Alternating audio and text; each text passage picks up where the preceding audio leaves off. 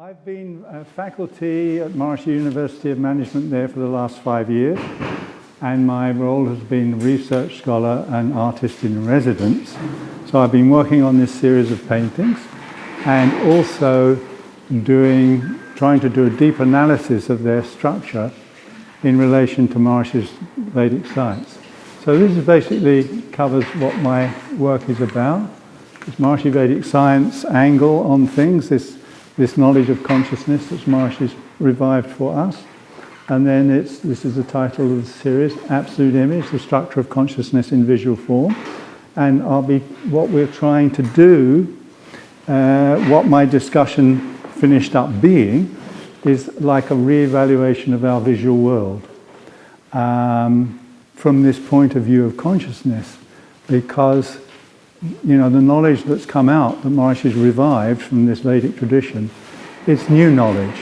It's ancient knowledge, but it brings out new values of understanding about human life, individual human life, and our relationship with the great big life of the whole universe. So this is Vedic science. It's very profound and very complete knowledge.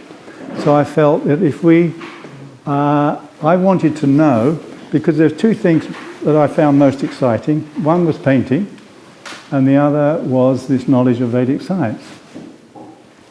I've been working for the movement for many years, doing design work, and then in 1990 I had a chance to come back. I was originally trained as a fine art painter, and that's what my degrees were in, and I had a chance to come back to my own work, and I wanted somehow to make these two things come together. This knowledge of consciousness and then, my discipline of painting. So basically I wanted to know how these dynamics of consciousness that Maharishi was bringing out, how they operated in my medium. So that's kind of been the discussion I've been having with myself over all these years. And I've pretty much finished writing now. 2 books basically. This one, which is pretty much complete now, and it's a large coffee table book with large reproductions. So it introduces all the main themes of what I'm discussing, and then I've done a much longer book. This is going to be in 3 volumes, where we really go into analysing the relationship between the structure of consciousness and the structure of the visual image. So what I feel has happened for me is that by applying that knowledge of consciousness to my discipline, it's taken us to much deeper levels of its reality and what its potential is. And that's what I'll be trying to present, a little bit of that tonight. Whatever I'll be flowing with the audience here, whatever your interests are. What else should I say? I should say that if any question comes up in anybody's mind, don't think it's not important, because if it comes up here in this group, that means it's important for the whole group. So if any question comes up, don't judge it, just feel free, to just share it when you're ready to do that. Let's see, why don't I start here? Is there anything anybody would like to say about my work, or share any kind of experience, or ask any question? And we can start from there, because probably once I start talking, I might not stop, because I've got 10,000 things I'd like to be discussing with you, and you probably all want to try and get home by Sunday night, if you can. But so there we go. If there's anybody has a question they'd like to ask, or a comment they'd like to make about the paintings. Yes, sir. That's you.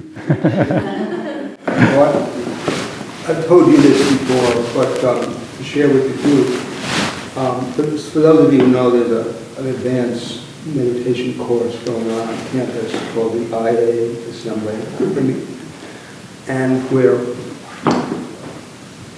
I guess I can say, people are encouraged to share their experiences during their practice.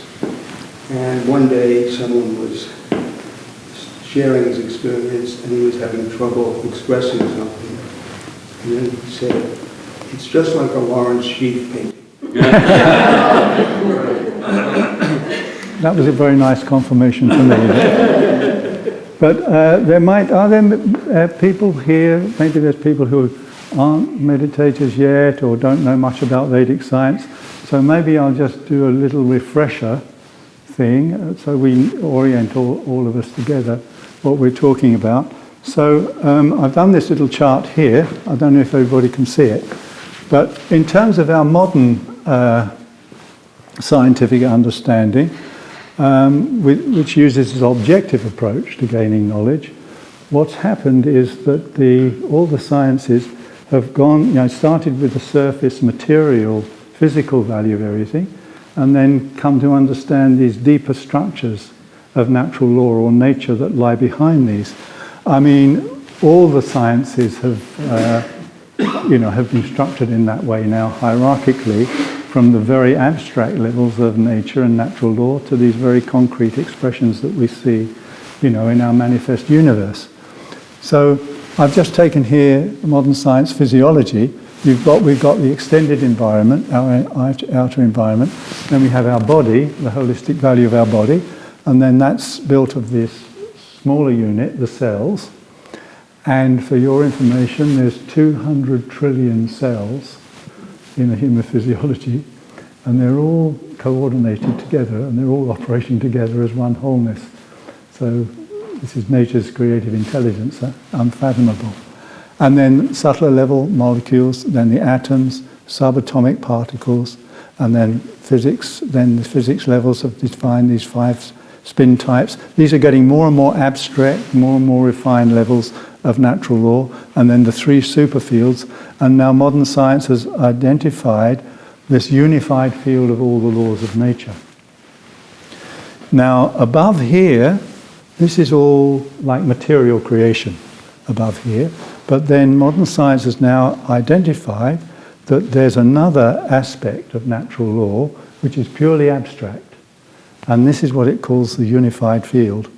And it's in this field that all these abstract impulses of intelligence, if you like, operate, that organize the whole universe and its ever-expanding structure.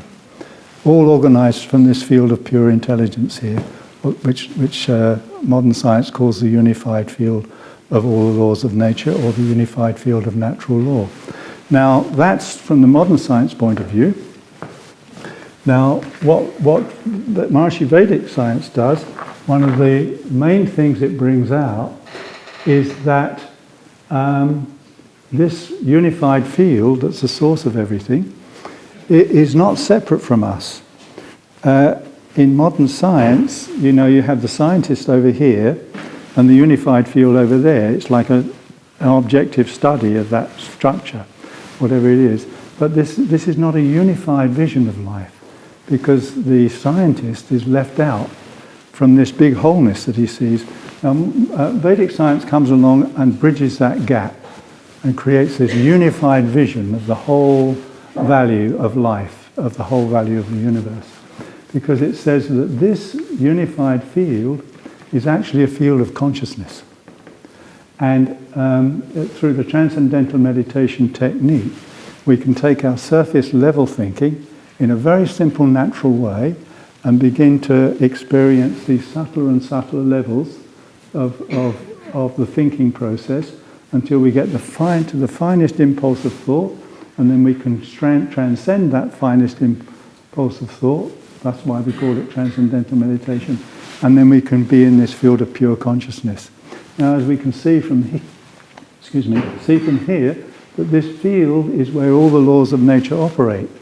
So what happens with this, the whole purpose of this technique of meditation is that you begin to identify yourself more and more with that field of intelligence that's organizing everything. So this is a very simple, natural, innocent process. It just goes on by itself, and the result is that you find your life is, you feel more harmony coming up in life, you feel more creativity coming up in life.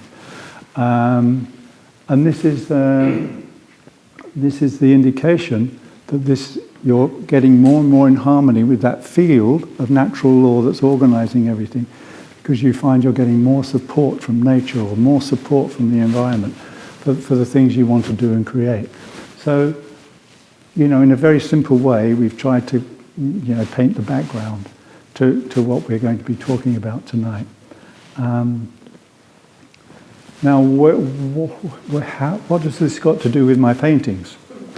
Well, I'm hoping you're going to tell me that. But the thing is, I always say, just because you create the painting doesn't mean to say you know what it is. And you find that with most artists, because when they're operating, they go into a very, very quiet, silent state when they're creating, and it's a spontaneous expression that comes out from them. So I think all artists can identify with that. In fact, I think all creative people can, because people who are organizing a business or organizing a family, whatever it is, there's a holistic value that you're kind of connected with, which guides you how to organize the thing. And once you get involved with that area of activity, and you focus on it more and more, then more and more information comes up for you how to organize it properly. So like that. But we find that transcendental meditation is a tool that expands our consciousness, expands our awareness, allows us to appreciate not only ourselves more, but also everybody that we're interacting with more. So the whole of life gets richer and fuller as a result of this simple technique.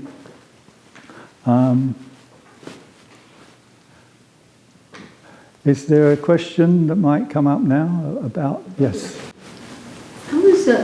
While you were talking over here, I was looking at the progression area, and I was thinking, I wonder what occurred for Lawrence as he went through these progressions. Like, was it, I think I met you right when you started creating these. Right, that's right, yeah. And that would have been in '99.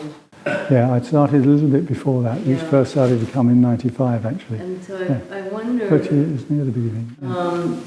Yeah. Was there something that occurred? Was it just a progression of wanting to express something in yourself that became more subtle, or as you were creating, you felt like, no, this isn't quite it, and this isn't quite it, and then you got to this level? It is very much like that. Would it be interesting for me to walk through the progression here? Okay, great. So, as I said, I'd started fine art painting originally, and then I was doing this design work for the movement for many years. Anyway, in 1990, it's like I had a chance to come back to do my own work. I was still doing work for the movement, but I had more time, and it was a time for me to actually, come back to my own work. There was a kind of, it was the moment for me to do that. So I had to sort of create a situation where I could do that, in the context of my other responsibilities. So I was able to do that, and I thought now, and then as I said, the idea was how to bring these two things together, this knowledge of consciousness and then my discipline of painting. So I thought, well, it's not going to work for me to try and, intellectually paste Vedic science onto the visual arts. That's not going to work.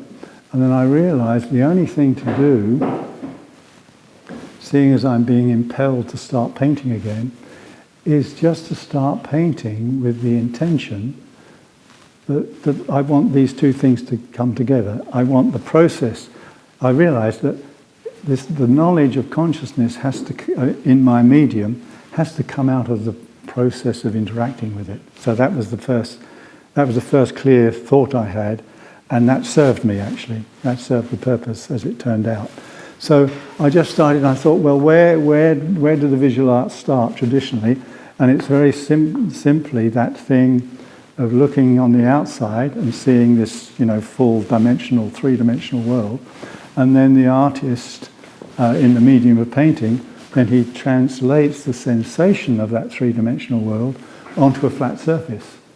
And he gains all the skills of because there's some particular meaningful arrangement of things that ignites that inspiration in the artist, something special, some special sparkle or life in that thing that he's looking at that makes him feel he wants to recreate that in his medium.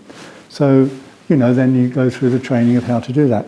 So I thought, well, let's just start. So I'm doing still lives and some landscapes and things. And what you see here, I made slides of my work as I went, and to record, the progression of it, to see what was happening. The ones you see here, I did many, many, many more paintings than this, many hundreds of paintings. But I just picked out here the ones where I felt there was a transition, a key transition, to help me see how the progression was working, and what perhaps the significance of that was, and whether it was taking me any closer to this, understanding this structure of consciousness in my medium.